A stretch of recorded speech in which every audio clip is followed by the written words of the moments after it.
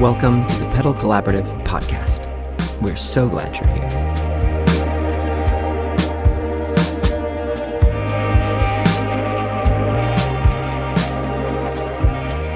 Hey guys, welcome back to the Pedal Collaborative podcast. I'm your host, Paul, and I'm here with Alan. Hey, and we have a super duper fun episode for you today because we are honored and privileged to have our good friend Kris on the pod today. As whether or not this airs this way, this is our first guest recording. So, Kris, welcome as our first guest. Well, thank you. What an absolute honor. First, I'll take it. Yes, very first guest, and one that we were talking a bit beforehand. In some ways, you've been with us on every episode, just kind of mentioned and or like a piece of gear that we were trying to trace its lineage. It's like, actually, I think that came from Kris. So you're the first guest, and I think that makes sense. So yeah. I mean, because that's absolutely the case, Paul. Because I think I was in, I forget which of the episodes we were chatting about it. The lineage of a lot of gear was always like Kris had it first, and then he'd sell it to me, and then I'd get it to you, Paul, and then you have all of your underlings that it would go to. Which is kind of what happened with so many things. But I think in the amps episode that we just had a little bit ago, Paul, we had talked about my Dr. Z Galaxy amp that I got from Kris. And Kris, we were just chatting a second ago and we paused that because I wanted to make sure it was like recorded this way. But is that how we met officially? Was it because of that deal? What do you remember? So that's how we met face to face originally. Okay. The genesis of our friendship started on the Dr. Z message board. And, for me, message boards were such a huge thing, kind of like mid to late 90s, early 2000s, where, that was kind of how I connected with the world. And I learned about tone, and I learned about, bands, and I learned about, this guitar and that guitar and all these other fun things. And at the time, Dr. Z was my first foray into that kind of boutique amplifier setup from where I had come before. Again, thank you, internet and message boards for feeding me with this insane dopamine chase of desire to find new and better gear. I was on there, I learned a lot, interacted with a lot of folks. The folks seemed to be pretty cool. And I remember we'd interacted a couple times because I was like, oh, look, oh, wow, that guy's from Lancaster. Okay, cool, great. Yeah. We're close. This is fantastic. And then we just started talking, and I was like, oh, cool, I got this Galaxy from another member. And I was like, you know what? I think I want more of this EL84 thing I keep hearing about. So it's time to move on. And as I did, I was like, well, you can't, at that stage in life, right? You can't move on until you, let go of what has come before. So we were talking to like, hey, cool. I've always wanted to know more about like, big bottle tone, and let's get into this. So, we actually met, for the first time at a show you were playing locally, and, hung out for a little bit. And then we talked more about the amp, and then we did a deal. And then, you know what? We just didn't stop talking. No, that's correct. Didn't stop talking. And I mean, I remember because like it always felt like you were a step ahead in terms of gear knowledge. So it was always this, if I had a question, I would always ask you. And then I would always look at what it was that you were into, because to me, that's kind of spoke to what's the next thing? What do I need to be aware of? So thank you very much for fueling my gas for many years. And likewise, I believe it's come full circle many times around. We are the infinity of gas. There is certainly a feedback loop, and I will just add my quick how I met Kris, which was through Alan. But I will never forget it, and I don't even know if either of you know this, but the first time I met Kris, I was ferrying a Dr. Z, I believe a Maz 38, back to Kris from Alan that I had been using for a bit. And it was the first time I met you, Kris. We had texted about meeting up, and I'd heard about you. And we met up, and we did the thing we still do now, which is we met up in a parking lot somewhere and exchanged gear, and ended up talking for like 30 minutes more than we were supposed to. 30 seconds of gear exchange and 30 minutes of conversation that went all over, I'm sure. Oh, yeah. Yes, exactly. And it was somewhere, I think it was in Mannheim somewhere, but I remember getting pizza with my then girlfriend, now wife. And the next day, we got food poisoning from that pizza place. So it was like this really fun thing of meeting this new cool gear guy that I could talk to, and we exchanged numbers and kept talking, and then we did amp nights and stuff. But the next day was one of the worst days of my life. So I remember meeting Kris, real big high, next day throwing up for like 16 hours. This is the yin and yang of life, my friend. Yes, there you go. Way. So I'll never forget our first meeting because of that. Now, if I can take something you said there and just kind of tell a little tale here. As Alan and I's friendship kind of grew, it turned into this thing where we got tired of talking about the things that we had, and we decided that we would get together and just bring every single piece of gear we had onto a stage and just crank it up loud. And what's this sound like? And what's that sound like? What's your favorite sound in this? And how about you? And we just started getting into that. And it was just such a fun and creative thing. Something, that I was like, I've never done this before in my life. And then Paul, much in this cyclical nature, you and I ended up doing the same thing with other people, sometime later, to which I did just dig up a picture of that. And I believe we can see that your custom Bad Cat and that frugal built Maz might be in the background next to the two matchless amps I brought that night. Oh, but, awesome! It's so fun that the three of us. You said that I'm kind of along for most of the ride here, and it's so true because as I listen along, I'm like, oh wow, I remember that, or oh wow, I wonder if they're gonna. Yep, they did. So it's such a fun thing. It's definitely. I mean, let's call it for what it is. It truly is a mutual admiration society going on here, and I think it's just all about that sound that we're always chasing, like the one that's in our head that we're going to eventually get to someday. Yeah. And I think like what I'm thinking through where things are right now. And I appreciate both of you because you both in your own way keep me from buying things that I don't need to. I just told you to not buy a guitar the other day that you don't need. So yeah, I know. Literally like 2 days ago. Let's go back in time and say that to me. Yeah. I mean, I laughed, Kris, when you sent that because I probably would have been like, do you really need it? But we all play voice of reason as well as that, person bending in front of the other so the other can push them through the door as it goes. We play out both roles in our worlds. Yes, but do either of you like ever have a piece of gear that you want to buy and secretly or deep down know that you shouldn't, and so you just don't ask anybody else, and then you just buy it and then say, that literally just happened to me. Is that what happened with this? That's exactly what happened with this one.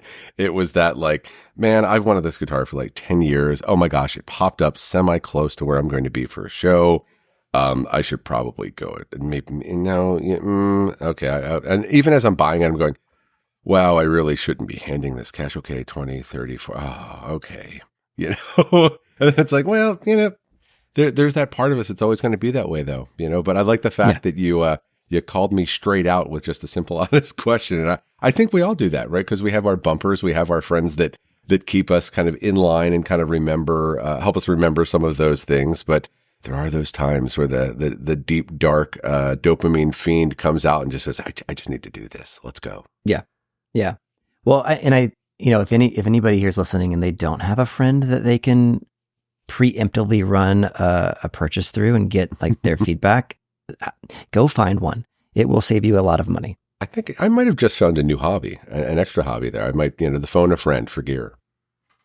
There you go. Kris, if you want to offer that up as a service, we can add a Patreon tier for that. So that could be a thing. A phone a friend to run by. Do I need this thing? Should I really get this? What's funny though? You say that, Paul. I have at least 3 folks like outside of our little conversations that will reach out from time to time. The other day, a very good mutual friend of the 3 of ours reached out and said, he said to me a little while ago, was it, hey, who makes the best P90s? Okay, cool. Well, what are you looking for? Hey, try this, try that. I knew you'd know the answer. Or this one was specific, who makes really cool speaker grill cloth?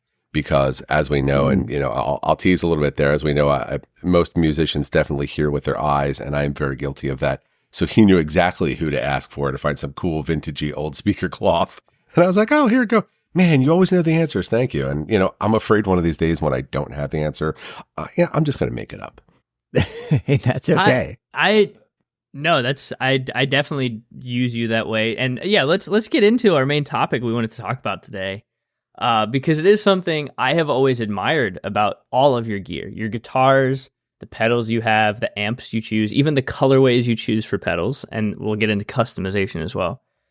You always have the best looking stuff. Well, when I look at your pedal board, when I look at your guitars, the amp, the colors you choose of your amps, you had that Dr. Z with the cool wood panel face. Oh yeah. You always get the coolest stuff.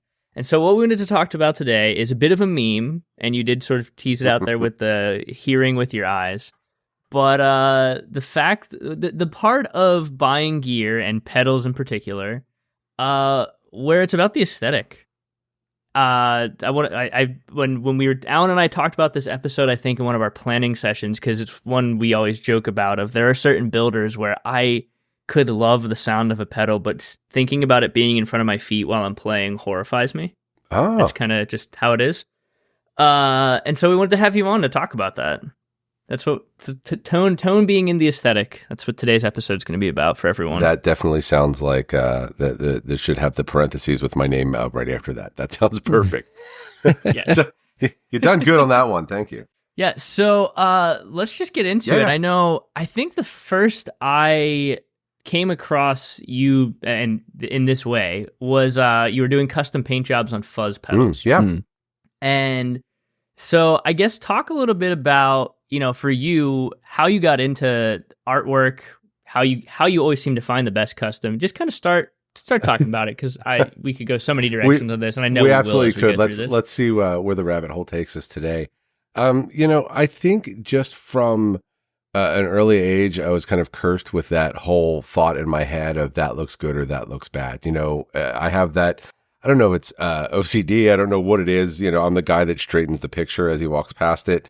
I'm the one who's like, do your sneakers really match your shirt? And maybe I'll blame it on my upbringing back in the 80s in Philadelphia. It always seemed like going to school, like you had to identify yourself and separate yourself kind of from the crowd in any way you could, because everybody's pretty much the same with their starter jackets, which thankfully I didn't have. But everybody had like my crew always had you had to have a different baseball hat. You always had to have some killer kicks. There was always something that was a little different. And for some reason, I just gravitated towards, I don't know, aesthetically pleasing setups and get ups in that aspect.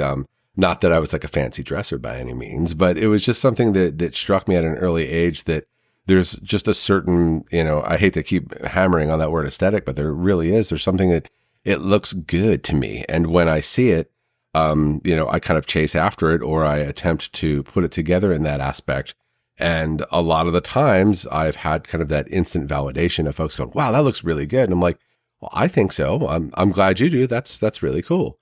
And, the fuzz pedal thing, it started, I'm going to have to say probably, goodness, I probably can't even put a date to it, but at least 20 years, if not more now, where I really enjoyed seeing some artwork that was coming out, I'm going to say early 2000s, right? So I was a massive fan of folks like Laura Bennett, who was out there kind of using Tester's enamel paint, doing all these really cool designs on the hand painted Zvex lines. And to this date, I've probably had, most of everything she's ever done. And I'm not really even a usable fan of Zvex. I love the circuits. I love the ideas. I love the things that happen, but kind of in my own signal chain, they've never really found, I used a super hard on for years. But it was never kind of the best. It was just wow, this is another Laura Bennett pedal and it looks fantastic. And, things like that. I saw this aesthetic that was coming out that's wow, these can be more than just this silvery metal clunky box that somebody stomps on and starts wailing. There's definitely something, to the eye that can bring out. To this day, I think I have one of her pedals left, but I have at least 12 of her paintings hanging up in the room where I am now, as she's still continuing to make great art. But, you get in, I think art inspires art. And sometimes when you see really cool things, you just kind of get wrapped into it and you just feel that kind of feel, whatever it might be. This just looks good to me. And so why don't I try to replicate it? And that's kind of what got me into building pedals for quite some time. It was that, wow, I would love to design pedals. There's some really fantastic actual artists out there that's what they do. They design artwork for pedals. There's a fantastic artist who goes by the name Weirdbeard72, and he does all this insane, super cool, like 70s aesthetic van, sparkly, swirly ideas. He's done stuff for Fu Manchu, but he's done some of the older, and I'll say parentheses, better Cattle and Bread stuff from back in the day. And now he's moved on and he does stuff for Kitty Caster Effects. And just, if you take a look at anything on Kitty Caster's site, besides being, the genius that Howard G is and the way he wires things, it's just, you look at this art and it just it goes. Like you see it and you go, this is incredibly aesthetically pleasing. And it just works with what those pedals are as well. So, it's just, I think art inspires art, honestly. So, just touching 100%. Back on that thought, I said, wow, that's what I want to do. I would love to do things like this. So I just started tinkering and painting and, trying to dip some things here and just try everything I possibly could, not knowing a single thing about any of it, not having a design degree, not having any sort of real world experience, just a kind of a thought in my head. And I started and I thought, well, nobody wants somebody to just like paint a pedal for them. I might as well learn how to maybe solder them. So, I got into it low key just to figure out that as a means to really just further more creativity. Is that what, that's incredible. Cause I would look at it as I wouldn't even start painting an enclosure because I wouldn't ever want to think about soldering something in my life. I would step down, go down the path a couple steps, wait, for this to be an actual product, it has to be soldered. That requires me to do something like that. I might burn myself. No, thank you. Don't do any of it. Oh, hey, you got to suffer sometimes, right? I suppose, yeah. I suffer in other ways. So is that kind of what birthed Like Jones pedals? It really did. It was one of those things where I just started kind of creating, right? And then I would talk to friends and they would say like, oh man, have you ever heard, this circuit? And I'm like, no, but why would we go and buy one? I think I can make it. Let me see. And either it would be like a solder by numbers kit or it would be, learning about actual kind of working on breadboards and trying to learn some things through that. And it really just became, it came out of this thought that I think I can make some things for folks to try out and have some fun with. And, keeping things, in the budget of sorts, just here's a cheap and easy way for us to just have some fun learning about this pedal. Or someone says, man, I wish, you hear, I wish this pedal, you could get a clean blend in there. And then you do the research and try to find a way to hack, a clean blend into there. And all of a sudden you listen, you go, wow, this is really good for bass now. Oh, fun. And then I just start making pedals and giving them to friends and to different artists that I might be friends with that are kind of, we talk a little bit about a gear and they say, oh, hey, have you ever thought of this?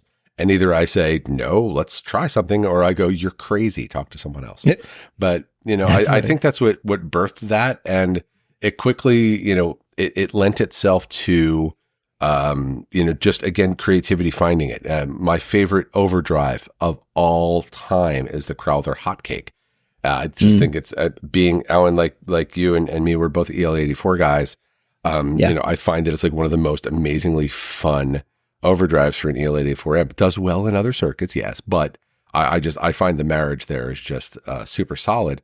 So my brothers and I were hanging out, and I'd said, we're just joking the one Christmas. This was the year that Gritty got launched as the NHL mascot for the Flyers, and it was just going nuts, right? So people were doing Gritty ornaments, and there's Gritty tattoos, and there's whatever there might be, Gritty orange hair dye, and it's just flying off the shelves. And I was like, wow, I bet you could probably put Gritty on anything and people will buy it. And I was like, well, maybe that's the way I get people to learn about the hotcake. So I just kind of started wiring up some different hotcake versions, kind of found one that felt good, and just sat at home and printed out a whole bunch of crazy looking Gritty stickers and lacquered some enclosures together. And I blinked my eyes and I had sold about 40 of them. Oh, wow. And, maybe one person got back to me about not enjoying the actual overdrive, but saying, wow, this isn't really fitting in my sound, but there's no way I'm getting rid of it. It looks so cool. And I'm like, okay, hey, whatever, that's cool. But it's that fun of just, letting the creativity flow, see what happens, see what goes.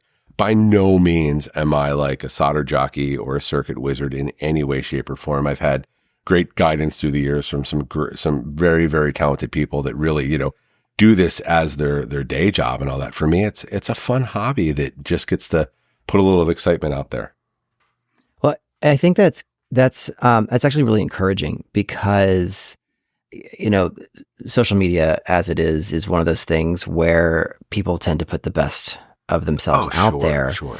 And so then like you look at some of these builders or even just these hobbyists and you look at the complexities and just the ingenuity that might presumably be needed for some of these things. And it's like, for anybody who has that has a failure to launch mentality, like it makes it harder because there's this like, well, how am I ever going to do that?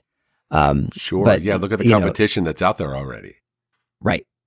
But you just, it's just fun. Right. And so like you started because it was fun. It's very incredibly self-serving. I can't lie. I mean, like that's in some ways, well, I guess like Paul, like us starting this wasn't totally self-serving, but it wasn't like, well, we're doing this anyway. Might as well just hit record. Yeah. I absolutely love it. It's the natural progression of the gear conversations that have been going on for years. Why not share it? I was just saying earlier, other people have these questions. Other folks have these thoughts. Might as well hit record, share it. Yeah. Yeah.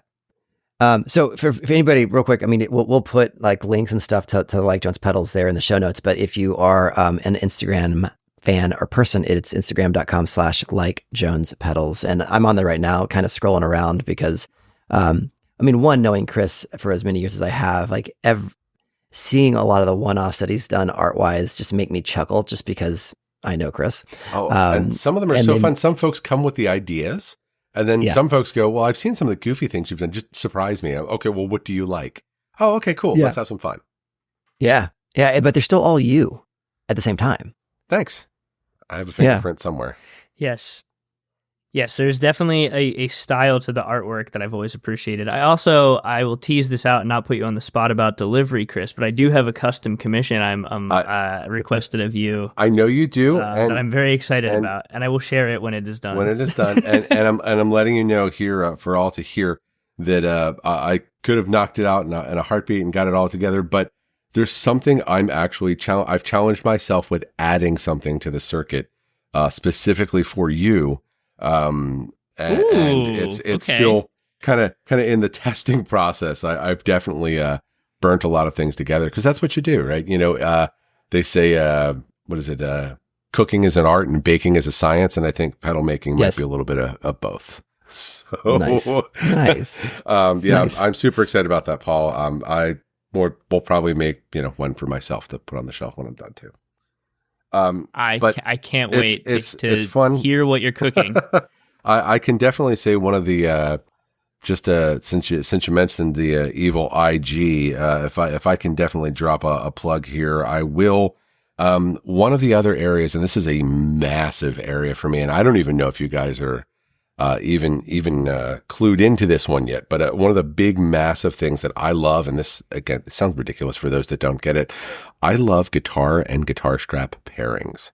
So I've started a fledgling little IG account called the Strap Safari, and it's pretty much either stuff I've had and I've paired, or I've had other folks send me some pictures, some friends around the globe with some different ideas, and I'm always looking for new and cool strap pairings or straps, or so there's this whole thing, and mind you, hashtag strap on Instagram gets you into some trouble in some areas, and I'll leave others to do their own research. So there has been some fun there. Again, it's not something that's like I'm not making a lifelong endeavor out of it, but you know what? I feel that if I've got this little interesting visual kink, if you will, you know what? I'm going to share it. Others might like it too. No, that's great. I'm on there now. I just followed you from our page, and I recognize like some of the soldier stuff, some of the couch stuff, and it all. But then there's some interesting folks that are out there, like Pardo straps out of Spain, that make just some of the most delightful things. I have two of their straps here now. Whatchamacallem? Oh goodness, I'm looking at the strap right now, and I can't even. Singing Crane out of Japan. Oh my goodness. They use Japanese obi, like, retired obi to make their straps with. They're just beautiful. Oh, wow. But when you can find, a cool pairing, it's just fun. Again, it's that harmless little thing where you're like, oh, hey, you know what? This is kind of cool. Maybe, maybe I can get a job as like a strap stylist, right? So maybe I can there you go. help folks with some aesthetic choices. I definitely, go ahead, Paul. Oh, I was gonna say I actually need that because I have had the same black and white checkered Vans strap that matched my shoes from like middle school. Oh my gosh! And I have moved that with different strap locks to different guitars for a lot of years now. I'm not gonna put a number to it, but I've actually legitimately been thinking, hey, I should get a new strap. So this is, it'll probably make my guitar sound better. You know what? It's like if you have 5 kids, you just bought them all the same sneakers, right? Let your gear be individualized. So, immediately just start sending me pictures, and I'll start sending you some recommendations back, and we'll go from there. But yeah, man, let that gear breathe, let it open up, and you know what? It's got to play better and sound better if it looks better. I say tongue in cheek, but true. Yeah, but it's true, and it's true because I'm guilty like you, Kris, because I'll get a new guitar, or whenever I do, it instantly means getting a new strap. Oh, because yeah, if I can't use an existing one, it has to be made in some sort of marriage to the guitar that it's for. But I mean, it for myself, like this is something that I've struggled with for a while, and I'm embracing it, but I want to feel like I look the way that I want to look when I'm playing guitar.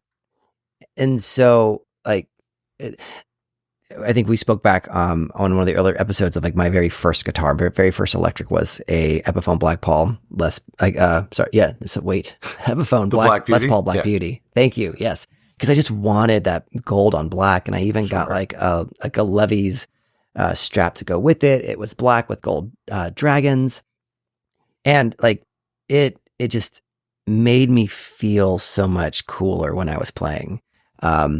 And so I've then since determined like what kind of guitars I actually like, and they're not Les Pauls for myself, but it's still, aesthetics is such a big part of it. And even like my main squeeze right now, I've got this Fender Tele, and like I love the way that guitar looks, and I'm just imagining myself playing it because of the way it looks.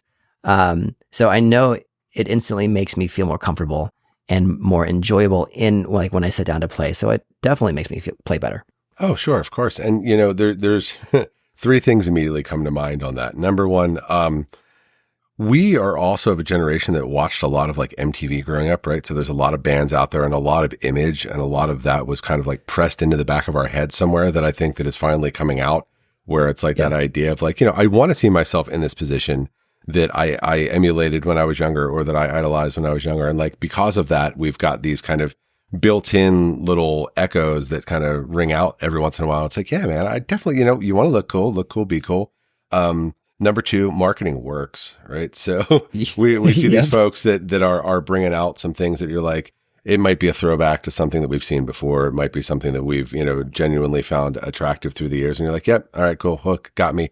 And number 3, and I say this from all the sincerity of my heart, it's a 2-part thing. Number 1, you don't need any of this to be cool. You'll always be cool. But at the same time, I'm giving you absolute permission to go forth and just rock out with anything you want. Whatever makes you feel better is better. Absolutely. Some drugs, aside, but gear wise, what makes you feel better is better. It's reward yourself, reward your tone, reward your good intentions with things that look good. Hey man, what was it? Vidal Sassoon. If you don't look good, we don't look good. So, wow. I just showed my age. For me, every time a black colorway gets released of anything, I buy it. No matter if I already have it or need it, or it's a black colorway, I buy it. It represents you. It represents your dark soul. I get it. It's fine. Yeah, exactly. Because that's definitely what everyone associates with me. I think it's like a very dark personality. One of the most upbeat people I know. I know.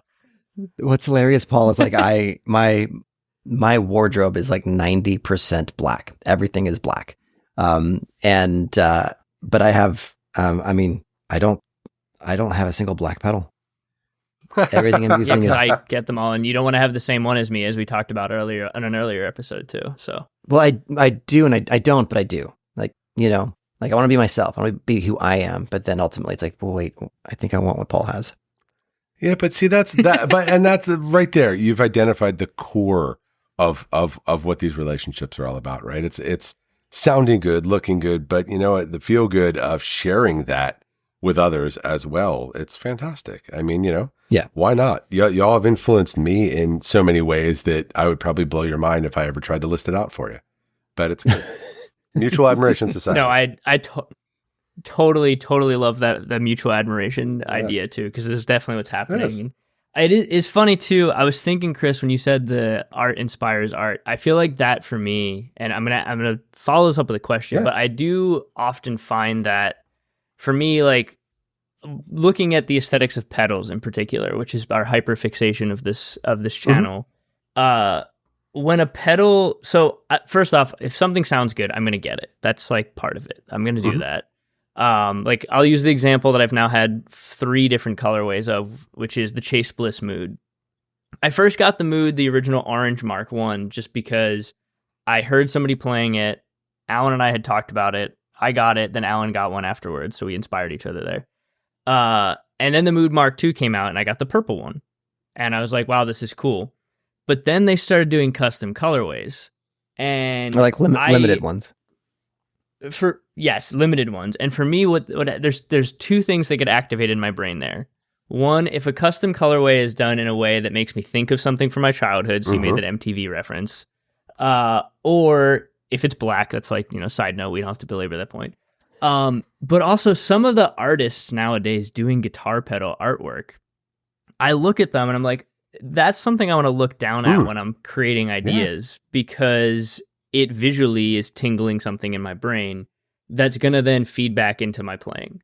And we joke about like, oh, the aesthetic makes it sound better, but it doesn't necessarily make it sound better. I do think there is something to being inspired by the gear you have and wanting to look down at your pedal board and think, wow, that looks really cool. I'm going to make something cool with that thing that looks really cool. Absolutely. So for me, I have the Light Bright Mood now, which is a throwback to the 80s, 90s era, probably earlier. And every time, there's one thing about it, I can actually read this one, which is a critique I have of the original Chase Bliss Mood Mark II. But I look down at it, I'm like, oh, this is such a cool looking pedal. Like, I'm going to do cool things with this. So is there anything that you find that when you look at it like that in the gear world is currently inspiring you? Is there a pedal right now that is inspiring you because of its aesthetics or just in general? Well, that's something you ask yourselves all the time, and something I really probably should have prepared.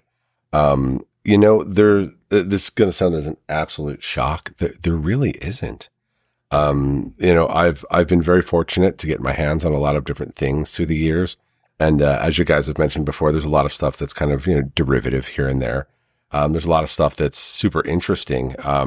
If there's anything out there that I haven't kind of gotten my greasy mitts on yet, I'm sure it's just around the corner. It'll probably be something in that kind of weird spatial delay space for me. I've never been an interesting point just to bring up. I'm incredibly minimal when I'm playing with my bands. Right. So it's kind of like I use pedals for spice here and there, like a little flavor. Maybe it might be a delay. Maybe, one band I'm running a slap back most of the time just for the feel of the band. But, when I'm at home and I'm playing in headphones, which is what I've been doing for the past, goodness me, almost 10 years of just headphone playing at home, just due to family and space needs and volume. That's when I get super creative. Right. So I keep kind of, not necessarily 2 boards, but I keep a board that I'm playing live with, and then I just have shelves of different pedals and sounds here to mess around with, just to get inspired, just to keep me busy and keep my brain floating and, trying something new and different out. And most of the times it's in that either modulation space or delay space, or, I still keep a timeline. I still keep Flint's on my board all the time. It'll never leave. But, there's other things that are out there that I've not jumped into. Like the whole Chase Bliss world is fascinating to me in all the different things they can do. And I've loved the tonal recoil. I've loved the dark world because they're so they're like mad scientist, ethereal takes on things that have been around forever that I'm familiar with, but kind of done in a new and interesting way with some different tweaks. And yet the other things like, the mood, the blooper, the any of those funky things out there that I don't necessarily have a grasp on because it's not a part of my daily playing. It's not a part of any of that. Anything that can twist, turn, fold, manipulate, and bring new sounds out of something that I've never heard before, I think is a fantastic thing. There's this one I've threatened with sending to you guys, old and defunct pedal now from Cooper Effects. Tom Cooper, now part of Chase Bliss, but he's got this one called the Arcades, which was not only a brilliant idea, and the fact that it's like these little SD chips, these little SD card chips that just have different styles. There's one for different verbs, there's one for different delays, and that's where the generation loss originated from. And it's my favorite little chip. I just sit here and I bliss out playing these crazy things that sound like old tortured VHS tapes or a CD that's on skip, but it's so random you can't ever chase to find out where it's going to skip and have fun with. And I don't know that it really lends itself to maybe my live playing or my recording or anything like that. But you know what it does? It really feeds my internal need for something fun and different. So it might not be quote unquote usable in the, the real world of playing the crowds or whatnot. But you know what? It keeps me going. It keeps me interested. It keeps me fascinating. It's like going into a library and just asking the person behind the counter, hey, what book should I get? Don't tell me why. Just tell me your favorite book. Okay, cool. And then you read it and you're changed a little bit because of it. It could be for the worse. It could be for the better. It could just be, it was another book. But, you're just playing and finding out and just kind of looping and you get little ideas, So that's the long way of me saying I really don't know that I have anything that's out there that's like specifically on my, like, I need this list or I really want to get my hands on it list.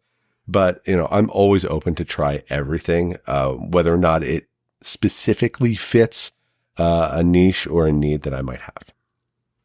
No, fantastic answer. And I think like that's in my ways. I think listening back to some of the last episodes, like, Paul's asked me like, what do you want to try? Which is something that we've been doing. And my answers lately has been, I don't know. I don't know if there is anything, but kind of getting peel back the curtain a little bit into the way that you think through those things is pretty fantastic. And again, shows some of the similarities to the way that the three of us are. So hey, Kris, there's a couple questions that we want to ask you. Please. And we intentionally did not give it to you ahead of time. And part of it is just because I think in some ways lack of prep provides a more true answer. And I think Paul and I are going to hopefully, with all the guests that we have, good, kind of fire off these three questions. Let's go. Yes, yeah. I like it. The goal here is these three questions are going to be uniform for every guest, regardless of the topic. And after we're done here, we're going to get into a new segment, Kris, that I'm going to read a post for you guys, and we're all going to respond to it. So, okay. All right. That. So, Alan, you want to do the rapid fire round of questions? Yes. Here? All right. So the rapid fire questions, Kris. No wrong answer. Don't have to think too hard on it. Just give us your first answer. All right. So here we go. Number one. That's okay. Number one. What was your first pedal? Rat pedal. Original Rat pedal. Had no back panel. Got it at a pawn shop in Philly because the guy I was taking guitar lessons from over in South Jersey was a very known hair metal dude who's still at it today. Amazing player. But when I would go over there, he would teach me all these rudimentary licks, and I was learning pentatonic licks. And then he'd say, all right, step on the Rat pedal. And, I'm in his like full on hair metal band, full Marshall stacks, but like That's on so clean. awesome. And he hit the Rat pedal, and it was like, oh, this is like, it doesn't matter what I'm playing. I sound amazing. Like my hair grew 6 inches. Like all of a sudden I was skinny. I looked awesome. And, that's where it was. So I knew my very first pedal was going to be a Rat pedal. And funny coincidence to this day, I can't play Rat to save my life. They sound terrible with everything that I play. But I can't remember if I said that on an earlier episode, but same here. I like want to love the Rat so much. I do. I've got friends that do magical things with the Rat, even dialed back like on the volume and just get these great tones. But like my ham hands and my gear just don't equal them. But back then, man. No, it was like having high top Reeboks and a flannel and like teased out hair. I was the shit with that. Yeah, man. Love it. Okay. So it was the first pedal was a Rat. All right. Next, number two. What is your current favorite pedal? My current favorite pedal. Oh, goodness me. I'm just going to have to go straight out with a hotcake. forever and ever. I was going to say, you did say it's one of your favorite overdrives, but I was like, is this going to take the answer later? I was thinking when you said that. It really is, because there's nothing that I can't do with that thing. So sorry, I teased that one out earlier. No, that's okay. That's okay. I mean, oftentimes we talk about the things that are our favorites and inspire us. But speaking of inspiration, okay, so who out there inspires you to try something new, get a new piece of gear? Could be an artist, could be somebody on social media, but who inspires you? Truthfully, it's my friends that are out there doing things. It's I've got a certain kind of channel of friends that work with new guitars, with new builders, with new custom builders. You want to say the dirty influencer word, but since you know them, you don't feel like you're necessarily getting hooked into it. But I am. And then there's I will say I'll give you guys some back props right here. There's no way in the world, and you know me both, why in the world I would ever want a Maris LVX, but since you guys have been talking about them, right? I've watched some stuff on the channel. I've watched other things, and I'm like, hey, that's really fun. That's like a late night jam pedal for me. Okay, that could, so I've got different folks that I follow mostly through Instagram, that I see new and interesting things, or even, old and not so interesting things. But, a lot of the times, and tying back to the episode, I see it and it looks good. So I see it a little more, and I want to learn a little more. And it's like, oh, cool. There are some things that I have played and owned that to me aesthetically, I don't really like, but yet, you close your eyes and, it doesn't really matter anymore because it sounds good. But as far as the folks that are inspiring me, I mean, there's so many great, actual artists out there that are doing really good things. But for me to actually pick up something or want to dive a little harder into it, it's watching other humans like me that kind of have this bug. And what they're doing and what they're using with it. I'm not so into the big polished, 25-minute, here's 5 minutes of stuff and 20 minutes of why you need to buy this and why my channel needs to be subsidized by that. But really finding kind of the grassroots folks who are like, wow, hey, you know what? This is actually good. And here's how I use it. So anybody that can actually show me how they're using something rather than here's some neat blips and bloops. Because I hear that and I'm like, that's fantastic, but I'm pretty sure I can do that if I put something in some metal in the microwave, like that'll happen. But like, I want some usability. I want some, just like tease me with something, show me something neat. And sometimes I can go, wow, that's so neat. I've got to try to see if I can do that. Can I replicate that? And sometimes I go, that is so far out of my space that I'm just going to go back to this video and like give this guy 20,000 like views in the next hour. So you're just getting me. This is who I am. No, it's of course, but that's why I wanted you on the channel. Of course, fun stuff. All right, so I've got our post here. We're all going to respond to. I found a good one. So because this is the place I am on the most, it's another Reddit post, Alan. So we got 2 Reddit posts back to back. We're gonna have to diversify on these. No, we don't have to. There's enough so this is from our guitar crap on Reddit that we can stay there. That's true. There's quite a few guitar pedal subreddits as well. So this isn't our guitar pedals one. And I think this is a good one for 3 of us who are constantly trying new things, but it's someone at the very beginning of their journey is asking a question here. So the question is, what should my first 3 pedals be? Looking to finally get some pedals. Not sure which ones would be best to start out with. I like rock, pop, jazz, blues, and psychedelic or shoegazy stuff. So I'm thinking some overdrive, chorus, delay, and reverb and tremolo.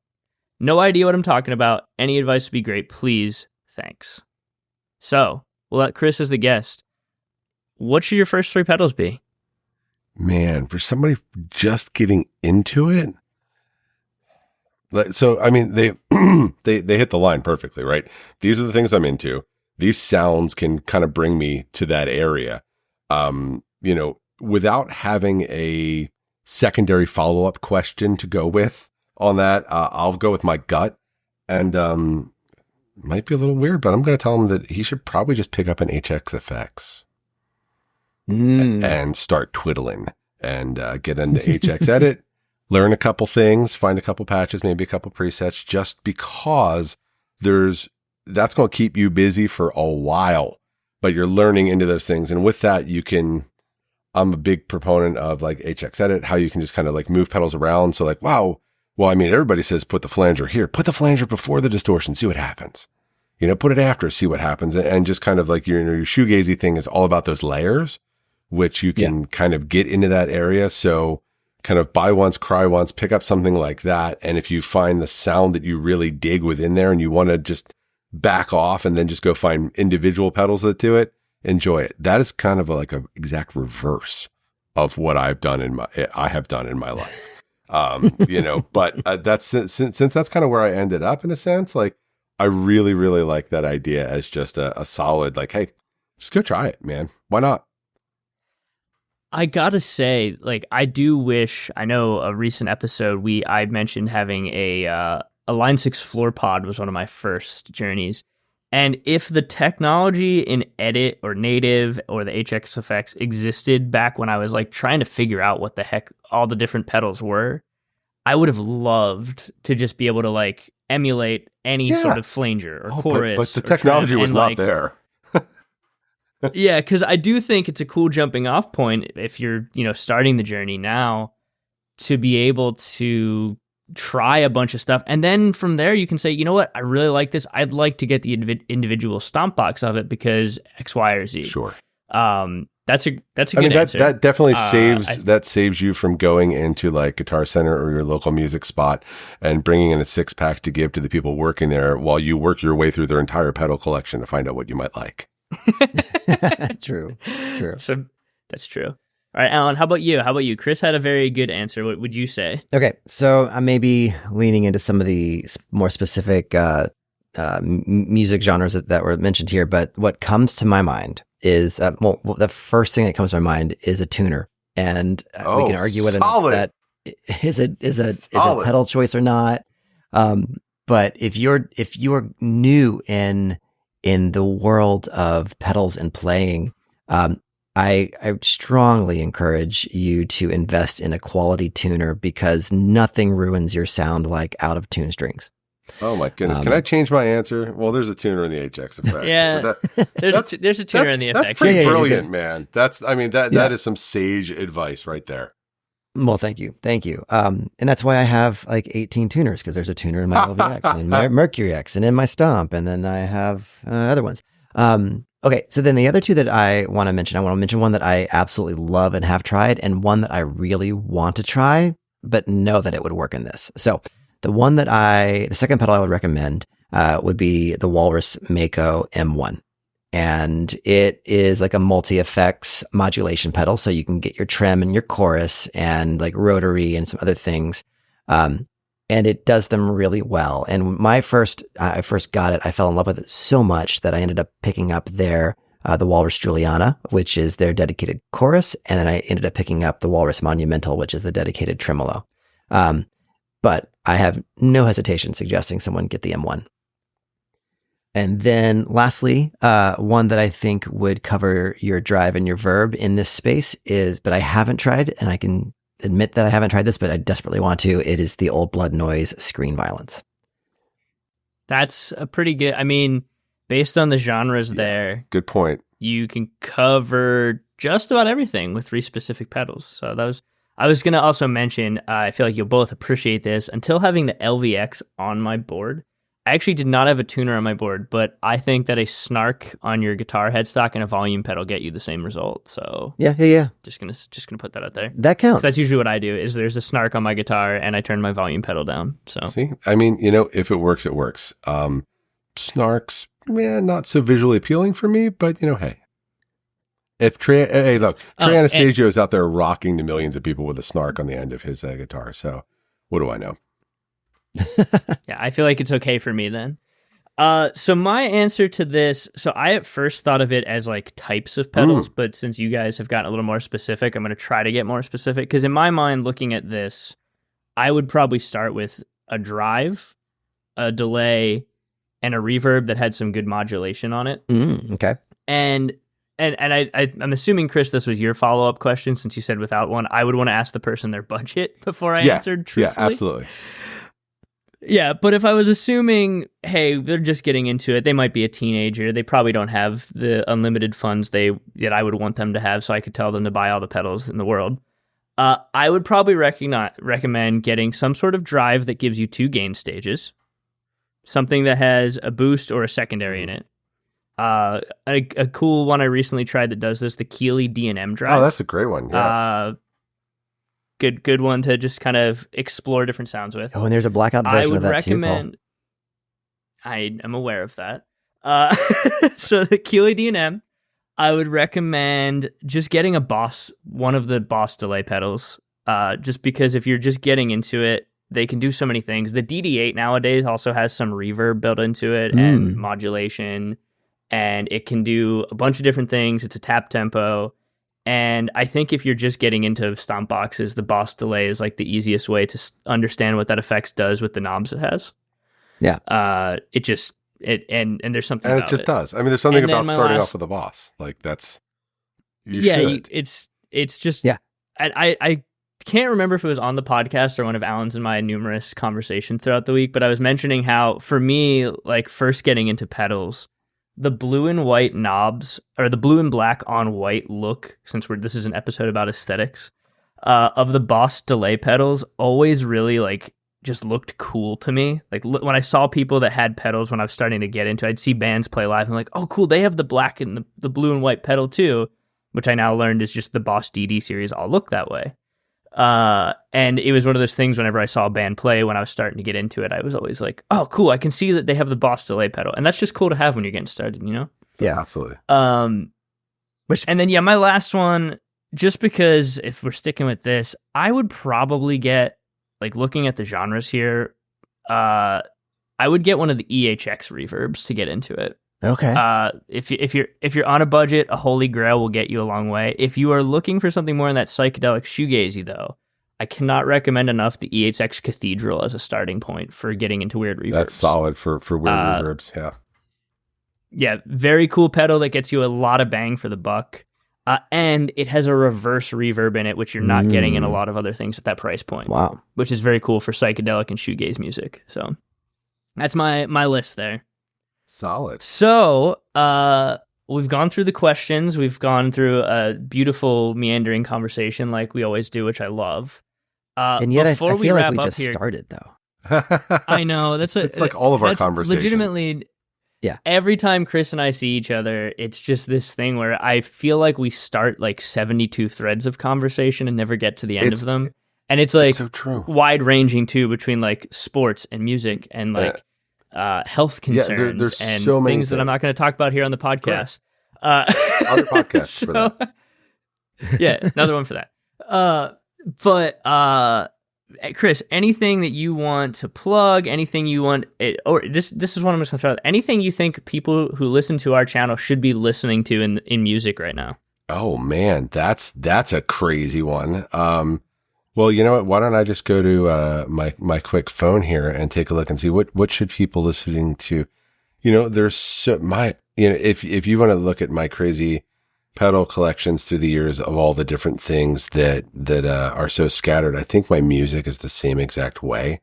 Right now, I'm going to have to say probably my favorite thing that I'm listening to is the most recent album from the Molly Miller Trio, which is the Ballad of Hotspur.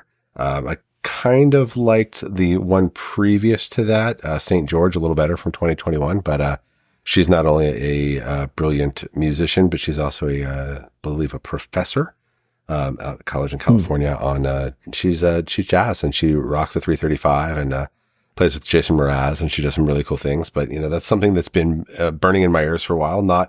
She does use a lot of crazy and cool pedals, but maybe not something that folks would immediately think of when they think of me or if they know me. But it's something that I've been listening to a lot lately. So that's probably my one big thing. And, you know, I've been taking a trip back into some older math rock stuff. Just cause, you know, every once in a while, my little shuffle will bring up American football and I will just listen to that forever and then kind of go down that rabbit hole. So, just a couple Delta Sleep albums I've really been getting into lately too. So it's just all about fun, different sounds and kind of textures in music. But, thank you for the ask. I don't have anything mind-blowing so much, but there's definitely a lot of good stuff out there. Nice. Awesome. No, I have not listened to the Molly Miller stuff, so I just added that to my queue. And if you haven't listened to American football and you listen to our podcast or watch our channel, you do need to do that because you're remiss in your guitar journey. Yeah, I mean, the tunings alone will make your head hurt, but also the fact that the textures that come out of those alternate tuned guitars in such clean sounds are amazing. Whereas like, for me growing up, alternate tuning was like Sonic Youth, and that was working in between alternate tunings and feedback and, creating modded offset guitars, which I love. But, it's so fun. But you're absolutely right. I've heard you drop a little math rock knowledge here and there too. So it's always fun. Nice. Yes. I love it. Nice. I love it. Well, Kris, thank you so much for taking time to come and chat with us. I hope you had a good one, and I hope this could be maybe the first of several interviews that we guys, I absolutely love this. I'm in such deep admiration of you both, as we all know. What you're doing, I think, is fantastic. I feel like, for those listening, they're probably like, oh my God, these guys are just talking about themselves back and forth. But, I think there might be a little something to glean there. And if there isn't, oh well, there'll be more someday. I really enjoyed your little Inside the Pedal Studio 3 questions deal. I hope that travels forward, and I can't wait to hear more what other folks answer on that. And I will always, always, always be an absolute gigantic fan of the both of you and what you guys are choosing to do. No. Well, thank you very much. Thank you. Thank you. Yes, thank you so much, Kris. Thanks for coming on. And yeah, we'll talk to you all next week. We got some more fun interviews coming up as well. And I hope you enjoyed listening to us talk with Kris, and keep collaborating. Yep. And for those of you with Instagram, hop over to check Kris out at Like Jones Pedals and also the Strap Safari. And until next time, peace.